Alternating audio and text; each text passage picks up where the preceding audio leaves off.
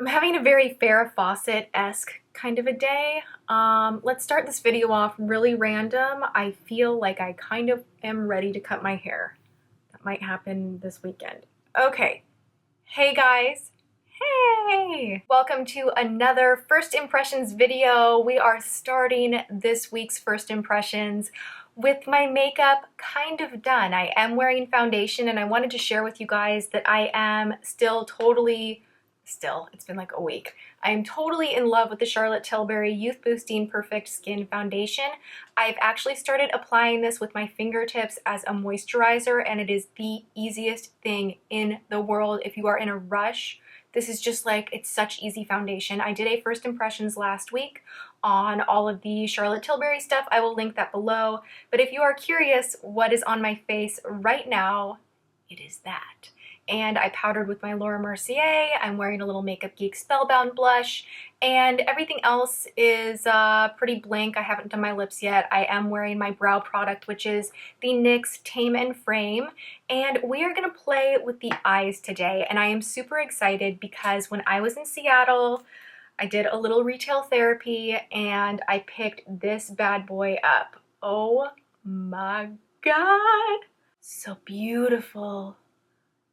I swatched this sucker at Nordstrom and everything was just so beautifully pigmented.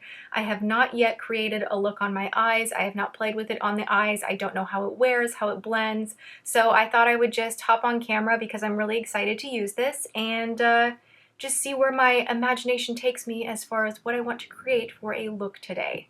I don't have anywhere in particular fancy to go to, but you guys, you know, I love playing makeup, so we're gonna play and do something maybe dramatic. Let's see where the wind takes us. We're gonna start with this matte shade right here, and I'm just gonna take a fluffy brush. This one is from NARS, and I am going to pop this all over the lid from the lash line up to the brow bone.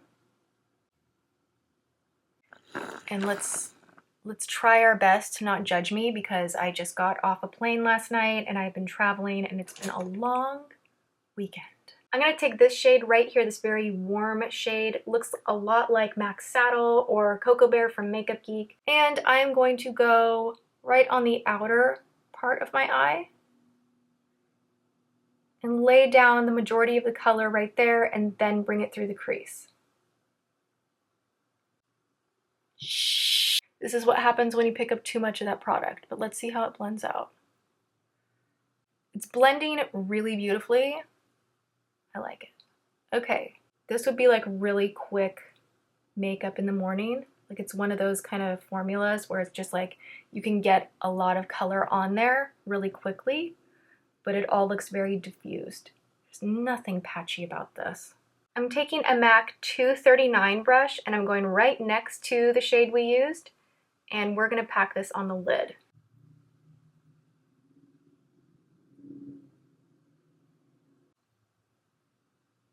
This is like almost all that I would need to do. Pop on some mascara and it's really, really pretty. I'm gonna take some of this guy right here, just with my fingertip and really get that inner corner of the lid. Just because I want this to be a very open, not too heavy, smoky kind of a look. So I'm just gonna further open up the eye. And I'm gonna take a small, teeny tiny, itty bitty, one of my favorites, Kevyn Aucoin eyeshadow flat tip brush. I'm gonna take that original color that we popped in the crease, and I am just going to lay it right, starting at the lash line on this outer edge, to deepen that up.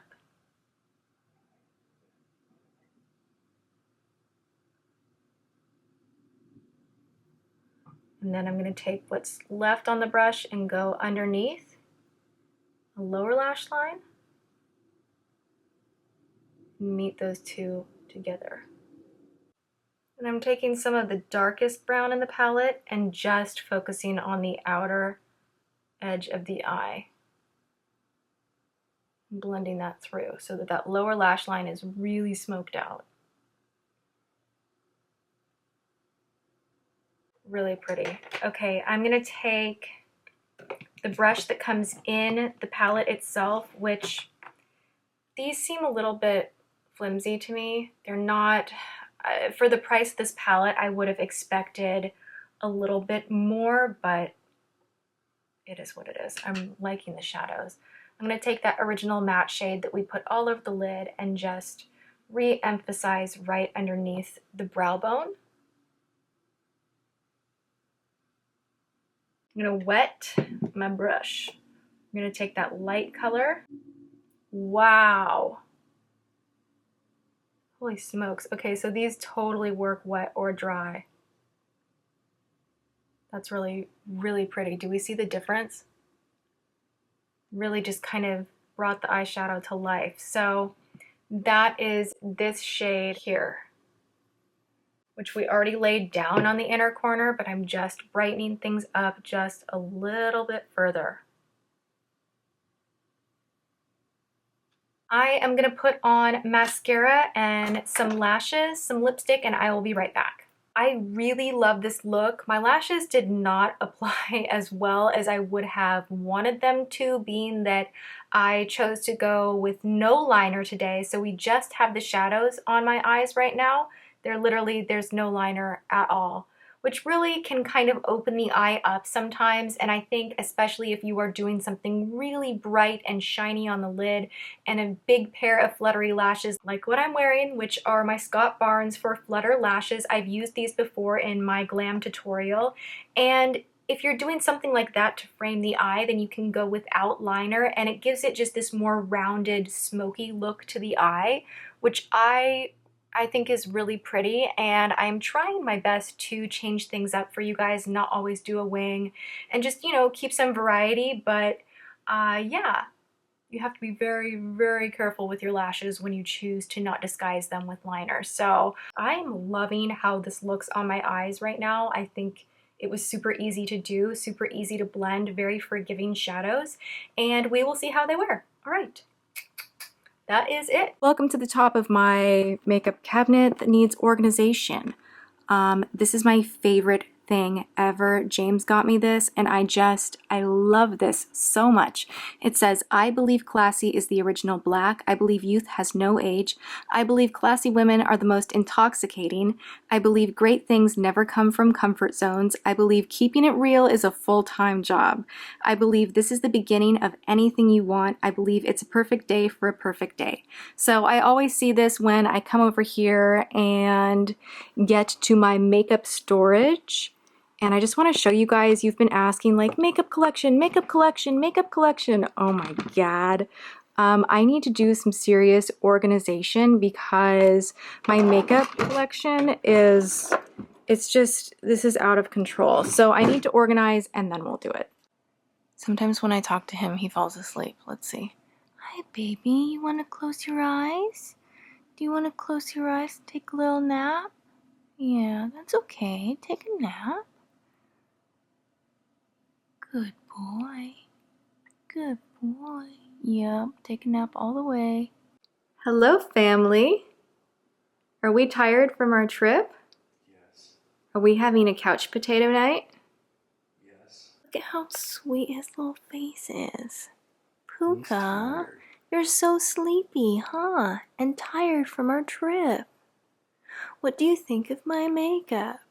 I think it's beautiful, Tati. Alright, so this is the reality of what my makeup looks like 5 hours later with no touch-up. So obviously my lipstick is all gone. I need to powder. I haven't literally touched anything on my face except for my eyelash glue. I don't know what the deal was today. It was itching me like crazy. So I was in the car and I literally like ripped my eyelashes off in the car.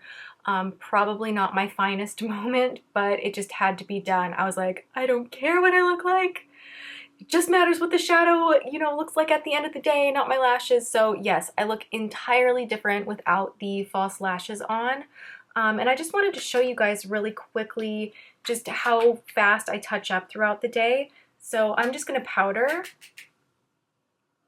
I'm taking some NARS powder. It's just what's in front of me, but I'll take any kind of powder or blotting sheet, and just the act of just powdering up your face helps so much. And then I'll take whatever blush or bronzer or just some kind of color, you know, just a quick little freshen up can, you know, go far. And then I will add on some lip gloss, and I usually just keep lip gloss in my purse,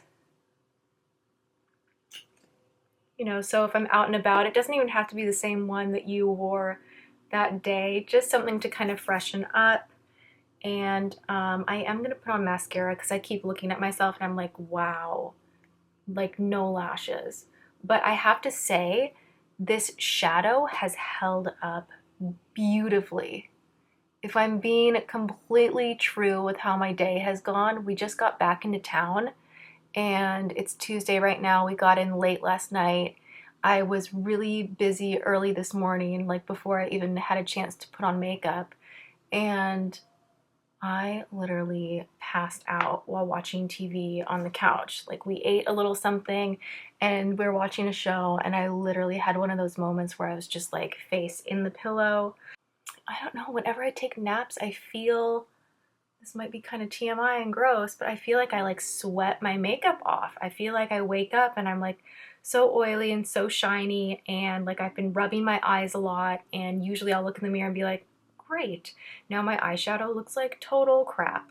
But this, I mean, I haven't touched anything, nothing, not a thing with my shadow, so I'm really, really liking it. I am going to rifle through my collection and try to find some dupes for you guys, so I will check in again a little bit later, and that is that. All right, so it is now 10:28 in the nighttime.